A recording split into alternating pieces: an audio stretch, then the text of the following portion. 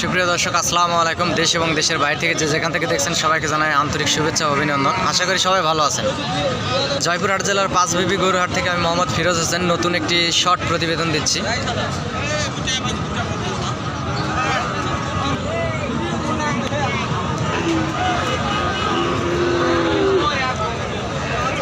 জয়পুরহাট জেলার এই পাঁচবিবি গরুহাটি থেকে ইন্ডিয়া বর্ডার মোটে 6 থেকে 7 কিলোমিটার দূরে ইন্ডিয়া থেকে গরু পার হয়।